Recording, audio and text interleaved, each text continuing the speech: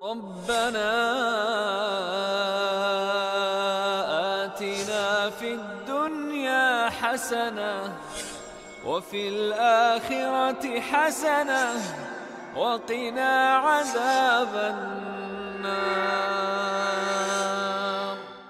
السلام عليكم ورحمة الله وبركاته. إن الحمد لله نحمده ونستعينه ونستغفره ونعوذ بالله من شرور أنفسنا ومن سيئات أعمالنا. من يهده الله فلا مضل له ومن يضلل فلا هادي له وأشهد أن لا إله إلا الله وحده لا شريك له وأشهد أن محمدا عبده ورسوله لا نبي بعده. نصلي ونسلم على رسولنا الأمين وعلى آله وأصحابه ومن تبعهم بإحسان إلى يوم الدين وبعد. Ikhwani wa akhwati fid din, a'azzakumullah. Kita masih sedang membahas prinsip-prinsip manhaj as-salaf dalam berdakwah kepada Allah, di mana kita ingin masuk kepada pembahasan yang ketiga, yaitu tentang sihhatul intisab ila manhajis salaf. Benarnya memiliki kaitan dengan manhaj as-salaf. Kita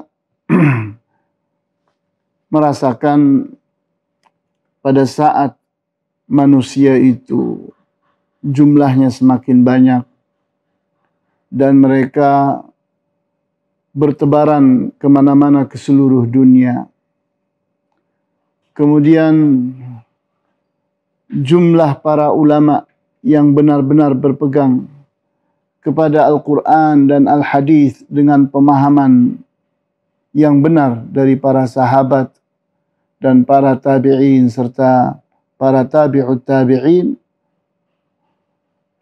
jumlah mereka, jumlah para ulama itu tidak banyak.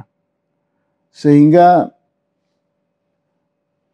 coverage atau bagaimana mengcover, menutup kebutuhan manusia yang bermiliar-miliar itu sebuah masalah. Oleh karena itu, hal yang harus didengungkan, harus digemakan adalah bagaimana agar setiap orang itu memiliki kesadaran yang tinggi untuk punya kaitan yang benar dengan manhaj atau konsep yang benar ini. Sehingga kalau kesadaran ini telah terbangun dan telah berdengung, telah bergema kemana-mana, kemudian kesadaran orang pun untuk semakin berilmu, bahkan semakin banyak orang yang ingin menjadi ulama, maka masalah coverage tadi, bagaimana kita mengcover, mencukupi kebutuhan dunia tentang kebenaran manhaj ini akan terjawab. Oleh karena itu, adalah satu hal yang sangat penting sekali pada saat ini, adalah bagaimana kita mengerti akan kaitan kepentingan kita, kaitan kebutuhan kita dengan manhaj yang benar itu. Pada saat yang lalu telah kita bahas tentang manhaj as-salaf. Dan sebelumnya kita telah membahas tentang siapakah yang dimaksud dengan as-salaf itu. Maka kita masuk kepada pembahasan tentang bagaimana kaitan diri kita dengan manhaj itu. Di saat adanya orang-orang yang menimbulkan fitnah dan menganggap bahwa salafi adalah sesuatu yang tercela, sesuatu yang terhina, bahkan dianggapnya sebuah kelompok yang memisahkan diri atau ekstrim dari Ahlus Sunnah wal Jamaah, ini adalah sebuah kesalahan. Di mana kita tahu bahwa manhaj ini seperti air, seperti udara, adalah kebutuhan semua orang. Bukan kebutuhan orang tertentu secara spesial, tidak ada. Jadi kebutuhan akan manhaj yang benar, manhaj as-salafus salih, itu adalah kebutuhan yang bersifat umum. Sehingga tidak diperlukan ada sebuah kelompok khusus namanya kelompok salafi dan sejenisnya. Karena hak setiap orang untuk menjadi salafi. Di mana pengertian seseorang itu menjadi salafi artinya mengikuti manhajnya as-salafus salih. Sehingga sebuah kata salafi seperti layaknya kata muslim. Orang yang mengikuti Islam. Di mana hak setiap orang untuk menjadi muslim. Hak setiap orang untuk berpegang teguh dengan ajaran Islam. Di saat ajaran Islam ini ternyata telah tercabik-cabik, telah dirubah-rubah, telah tertambahi dan terkurangi, sehingga sosok Islam yang seperti Islamnya Rasulullah SAW dan para sahabatnya itu telah menjadi sesuatu yang langka, sesuatu yang jarang, dan ini harus diselesaikan. Harus diberikan solusi dan antisipasinya.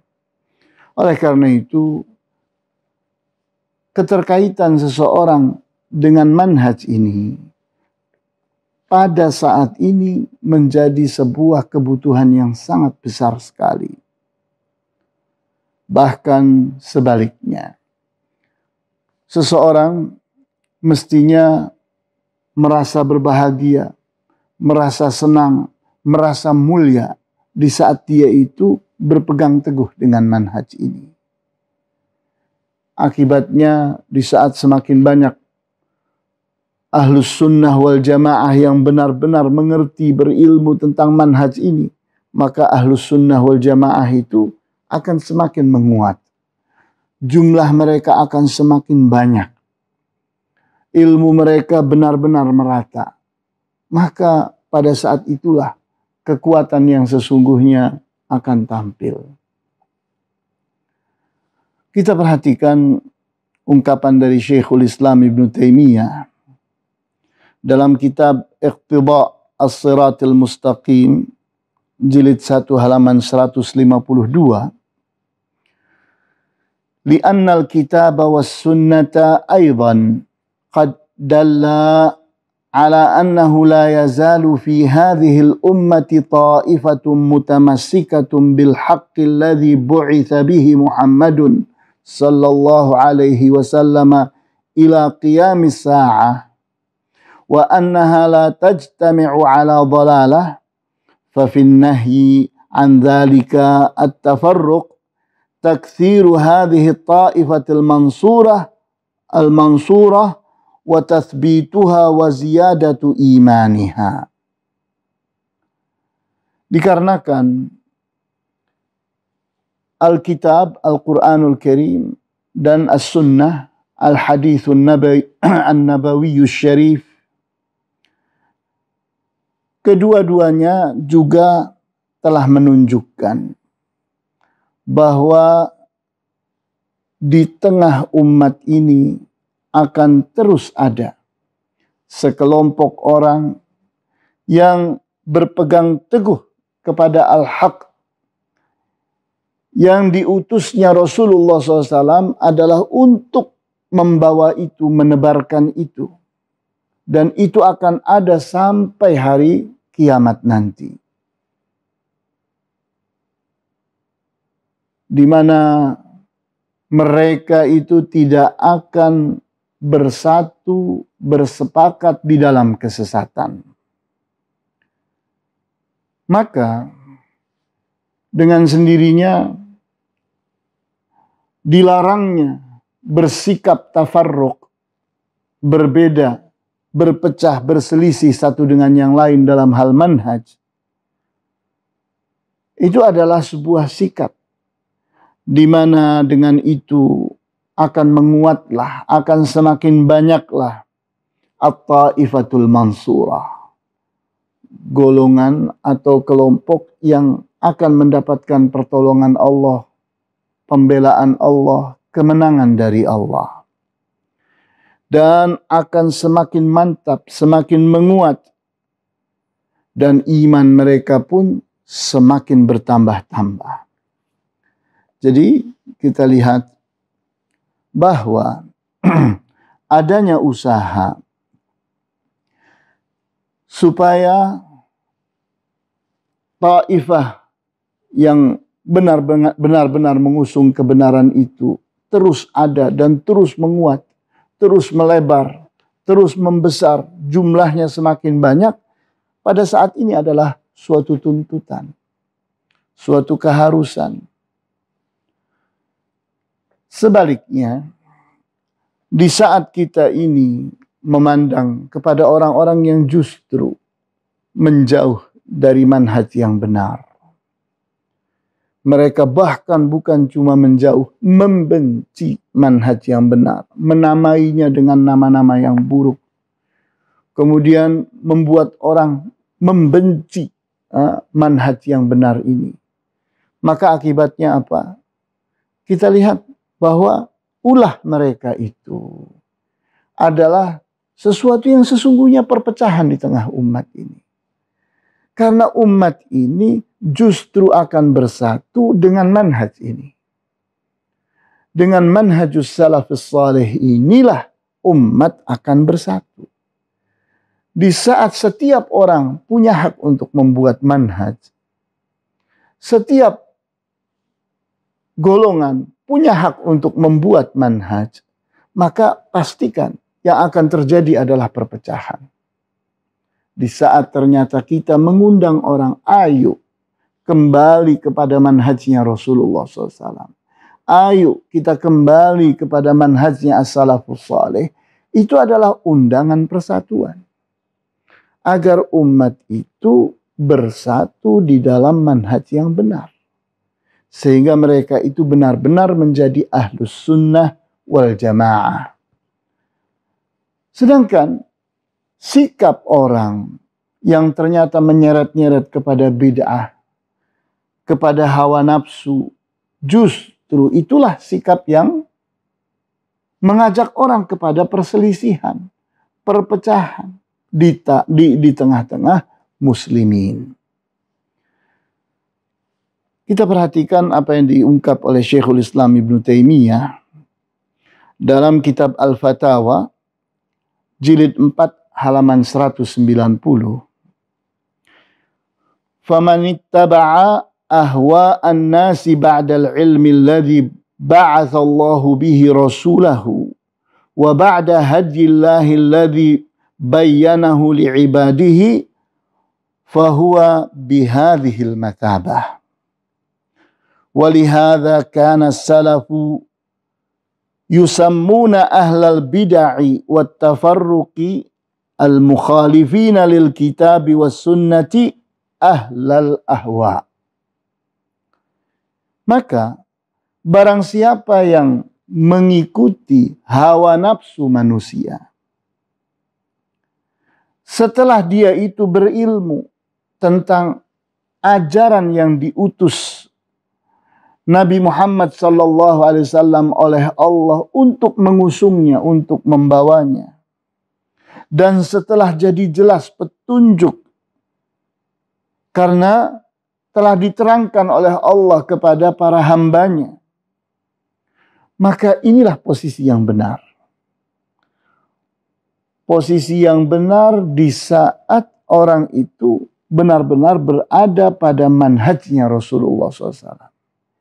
Bukan justru mengikuti hawa nafsu manusia yang akan menjauhkan manusia dari kebenaran manhaj ini. Oleh karena itu, para ulama as-salafus salih menamai ahlul bid'ah, orang-orang yang senangnya justru kepada bid'ah-bid'ah, orang-orang yang senangnya kepada memisahkan diri dari manhajnya Rasulullah SAW, bahkan menentangnya, maka mereka itu disebut dengan ahlul ahwa, para pengikut hawa nafsu. Jadi kita lihat di sini sebuah pembahasan. Di saat kita itu berbicara tentang ahlus sunnah wal jamaah, maka kita berbicara tentang golongan yang menentangnya, yaitu ahlul ahwa, para pengikut hawa nafsu, para pembela hawa nafsu. Nah, oleh karena itu kita harus punya kejelasan sikap. Kita itu berpihak kepada yang mana? Kepada ahlus sunnah wal jamaah, untuk benar-benar kita itu mengikuti manhajnya Rasulullah SAW, manhajnya para as-salafus salih, atau ternyata itu tidak cocok buat hawa nafsu kita, sehingga kita inginnya membela hawa nafsu manusia. Nah, akibatnya semakin terjauhkan kita dari Al-Quran, dari as-sunnah, dari kebenaran manhaj dalam memahami Al-Quran dan as-sunnah. Kemudian kita lihat bahwa orang yang tidak mau mengikuti as-salafus salih, maka berarti dia telah mengaitkan dirinya kepada ahlul ahwa. Dia justru ingin mengikuti hawa nafsu, bukan mengikuti kebenaran yang datang dari Allah dan Rasulnya, tapi ingin memuas-muaskan hawa nafsu dunianya. Kita perhatikan apa yang diungkap oleh Syekhul Islam Ibn Taimiyah dalam kitab Al-Fatawa jilid 4 halaman 155. Fa'ulima anna syi'ara ahlil bid'ah huwa tarkun tihalil ittiba' salaf. Maka telah diketahui bahwa syiar yang dikumandangkan, ajakan yang diusung oleh ahlul bid'ah adalah agar kita itu tidak perlu teliti-teliti, tidak perlu kita itu memfilter sikap ittiba kita kepada as-salaf. Sehingga Islam itu semakin hari semakin pudar. Kenapa? Karena tidak ada unsur tasfiyah.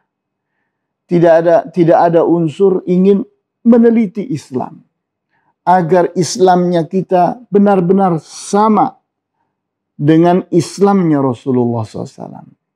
Islamnya kita sama dengan Islamnya para sahabat radhiyallahu anhum. Islamnya kita sama dengan segenap para ulama as-salafus salih. Nah, di sini kita lihat, ini titik masalahnya.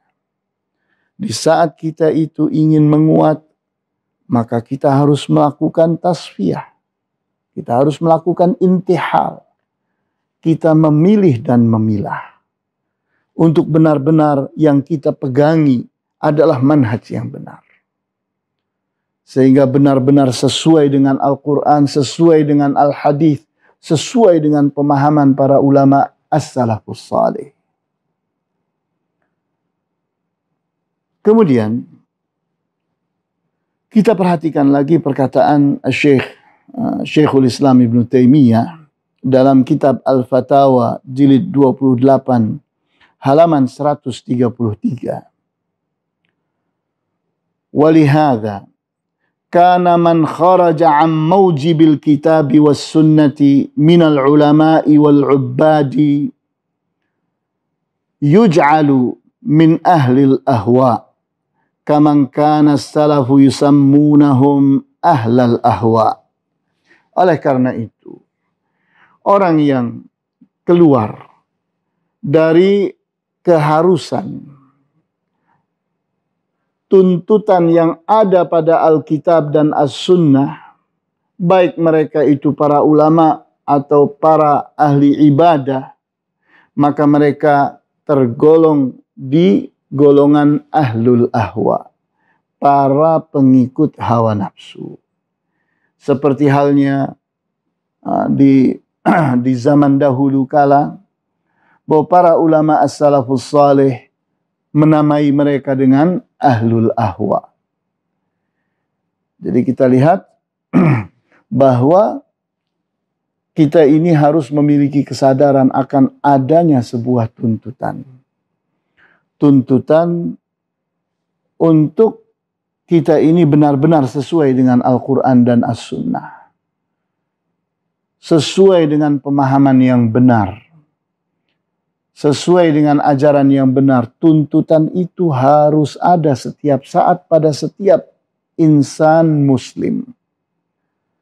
Karena kesadaran inilah yang nanti akan membuat mereka itu kuat. Sehingga setiap person, setiap orang, setiap individu kuat, maka kelompok mereka akan menjadi kuat. Kemudian kelompok besar mereka akan menjadi kuat. Kenapa? Karena kuatnya ilmu mereka, kuatnya iman mereka, kuatnya keterkaitan mereka dengan manhaj yang benar. Di saat kita berbicara tentang bid'ah, maka penyebab lahirnya bid'ah tidak lain adalah sikap menjauh dari manhaj as-salafus salih. Di saat seseorang merasa tidak harus berkaitan dirinya dengan manhaj yang benar, maka artinya dia sedang mulai menumbuhkan bid'ah itu. Semakin jauh seseorang dari sunnah yang benar, menjauh dari Al-Quran yang benar, menjauh dari pemahaman yang benar, terus seseorang mencopot keterkaitan dirinya dengan manhaj yang benar, maka dengan sendirinya dia itu sedang menumbuhkan bid'ah. Karena dia akan mulai mencocokkan ajaran Islam ini dengan hawa nafsu, dengan kepentingan-kepentingan keduniaan. Mulailah Islam itu memudar, Islam itu berubah, ditambahi orang, dikurangi orang, digeser. Kemudian terjadilah penambahan-penambahan yang semakin dahsyat. Sehingga orang menamakan dirinya muslimin, Islam, ahlus sunnah wal jamaah, tapi kenyataan manhajnya tidak sesuai dengan manhajnya Rasulullah SAW, dengan manhajnya para ulama as-salafus salih. Sehingga kita perhatikan ungkapan dari Syekhul Islam Ibn Taimiyah dalam kitab Al-Fatawa jilid 4 halaman 155. Falamma kanu ab'ada an mutaba'ati salafi kanu ashhara bil bid'ati. Maka pada saat mereka itu telah semakin jauh dari mengikuti as-salafus salih, maka berikutnya mereka itu menjadi orang yang mengusung bid'ah. Di saat orang itu sudah berada pada kebiasaan yang salah. Kebiasaan yang salah itu tetap dinamai Islam. Karena Islam itu sudah dirubah, disesuaikan dengan kepentingan-kepentingan dunia. Kemudian bid'ah itu telah disepakati sebagai Islam. Disepakati sebagai ajaran yang benar. Maka berikutnya mereka siap mati membelanya. Siap untuk melawan siapapun yang menentangnya. Jadi kita lihat dari sini urutan itu dimulai. Bahwa lahirnya bid'ah itu penyebabnya adalah menjauhkan diri dari manhaj yang benar. Menghilangkan, mencopot intisab, keterkaitan diri ini dengan manhaj yang benar. Maka terus Islam itu semakin memudar dan kemudian lahirlah bid'ah-bid'ah. Kemudian setelah itu di tingkat berikutnya, di level berikutnya, bid'ah itu telah menguat. Seolah-olah itulah Islam, itulah kebenaran. Maka mereka bela, mereka usung. Siap mati mereka untuk membela kebenaran yang mereka yakini itu. Padahal ajaran yang mereka pegangi itu telah jauh, telah berbeda, telah bertentangan dan berselisih dari manhajnya Rasulullah SAW dan para sahabatnya. Sehingga tidaklah aib, tidak merupakan cacat, tidak merupakan sesuatu yang tercela di saat seseorang itu dengan gagah, dengan lantang, dengan kuat mengatakan ini manhaj as-salaf yang harus kita ikuti. Kemudian dia pun berdakwah, dia mengajak orang untuk kembali kepada manhaj yang benar. Untuk mengaitkan diri ini dengan manhaj yang benar. Untuk punya komitmen, punya konsistensi, punya kesiapan, bersikap bahwa saya harus semakin hari semakin sesuai dengan manhaj yang benar. Saya ini harus benar-benar menjadi seseorang yang sesuai dengan yang diajarkan oleh Rasulullah SAW. Keterkaitan itu harus diusung menjadi komitmen seseorang. Dan konsistensinya, istiqamahnya, sikap terus-menerus melakukannya, itu tidak boleh pudar. Terus-menerus dilakukan. Sehingga di saat seseorang itu mengikuti ayat, Ya ayyuhalladzina amanu dkhulu fis silmi kafatan. Wahai orang-orang yang beriman, masuklah kalian ke dalam Islam secara keseluruhan. Islam yang benar. Islamnya Rasulullah SAW. Islamnya para sahabat. Terus kita step by step. Kita melakukan tasfiyah dan tarbiyah.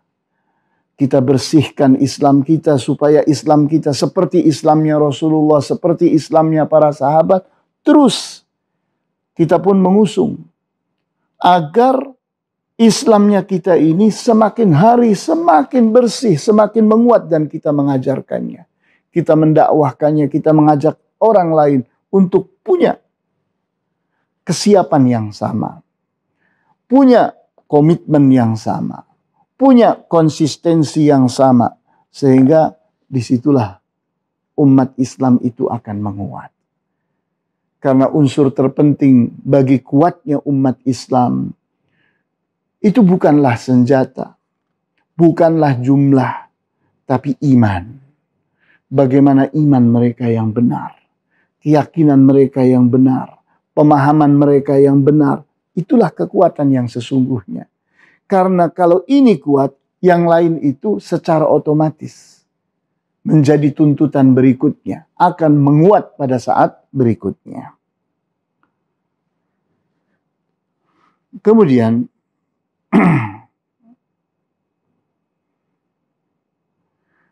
sikap yang sebaliknya di saat ada orang yang justru mencela, kamu itu fanatik, kamu itu ekstrim, kamu itu radikal. Maka kita bilang, kalau engkau bilang begitu, bahwa engkau itu sesungguhnya sedang berucap bahwa Rasulullah SAW itu fanatik, bahwa Rasulullah itu ekstrim, Rasulullah SAW itu radikal. Itu makna dari ucapanmu. Karena ajakan yang kita ajak orang kepadanya bukan bikin Islam yang baru. Bukan mengusung Islam yang berbeda dengan Islamnya Rasulullah, tidak. Justru kita mengajak kembali ke sumber kebenaran itu. Kita kembali kepada mata air yang jernih. Ingin kita kepada Islamnya Rasulullah SAW. Itu ajakan kita. Sehingga di saat kita dituduh dengan tuduhan-tuduhan yang negatif, kita kembalikan lagi. Jadi engkau ini sedang bersikap buruk sesungguhnya kepada Rasulullah SAW. Karena yang kita ajak pada saat ini bukan engkau mengikuti ajaran yang aku buat. Ajaran yang aku karang. Ajaran yang guruku buat. Ajaran golongan tertentu yang diada-adakan. Tidak. Bukan itu yang sedang terjadi. Tapi kita ini sedang mengajak orang untuk kembali kepada sumber kebenaran. Kepada mata air yang jernih. Kepada ajarannya Rasulullah SAW. Kita perhatikan apa yang dikatakan oleh Syekhul Islam Ibn Taimiyah. Dalam kitab Al-Fatawa jilid 4 halaman 149. Bal la aiba wa la madhammata ala man adhara manhaj as-salafi wa da'a ilaihi wa intasaba ilaihi fa innahu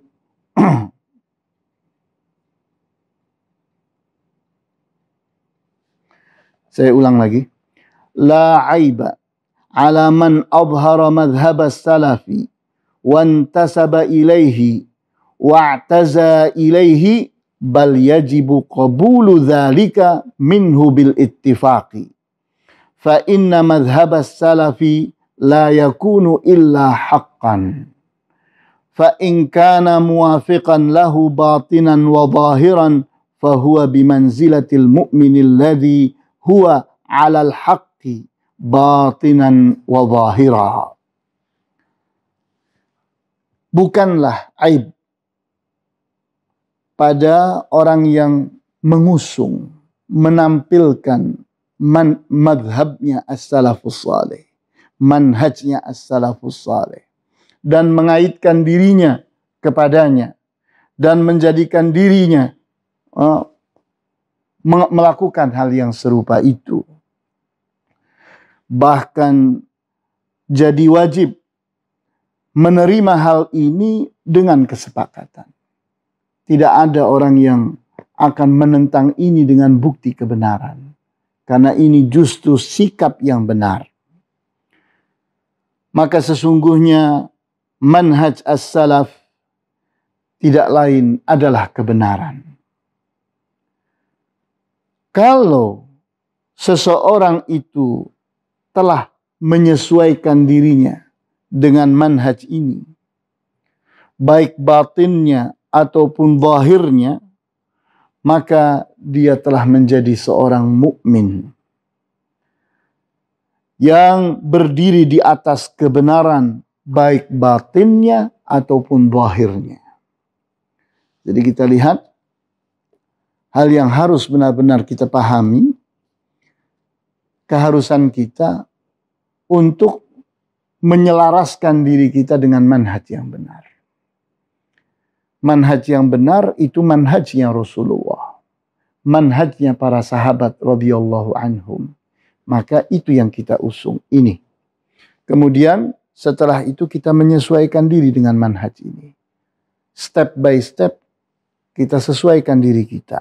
Batin kita, jiwa kita, iman kita, dan berbagai hal yang merupakan tuntutan di dalam jiwa kita, kita sesuaikan dengan itu.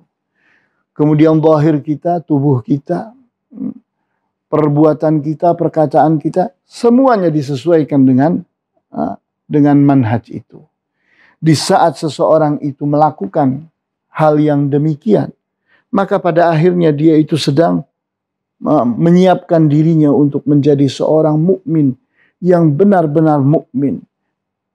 Seorang muslim yang benar-benar muslim. Karena yang dilakukannya bukan mengada-adakan ajaran, tapi menyesuaikan diri, menyelaraskan diri dengan manhajnya Rasulullah SAW. Sehingga bukan sesuatu yang tercela, bukan suatu cacat di saat seseorang itu melakukan hal yang demikian. Sehingga pada akhirnya bahwa hal yang kita harus pahami dengan baik. Perkataan as-salaf atau salafi atau salafiyah hendaknya tidak perlu dipermasalahkan. Karena ini adalah sebuah slogan yang merupakan tuntutan pada zaman ini. Ini adalah sebuah syiar yang harus diusung pada saat ini. Sehingga sikap kita adalah bagaimana kita mengusung kemana-mana slogan ini, syiar ini, untuk menjadi kesadaran bersama. Sehingga semua orang berusaha untuk menyesuaikan dan menyelaraskan dirinya dengan manhaj ini. Keseluruhannya, batinnya dan zahirnya. Inilah yang bisa disampaikan pada kesempatan kali ini. Wallahu ta'ala a'lamu bis-shawab. Walhamdulillahi rabbil alamin. Wa sallallahu ala asyrafil anbiya'i wal mursalin. Wa ala alihi wa ashabihi ajma'in. Subhanakallahumma wa bihamdika. Ashhadu an la ilaha illa anta astaghfiruka wa atubu ilaik. Wassalamualaikum warahmatullahi wabarakatuh.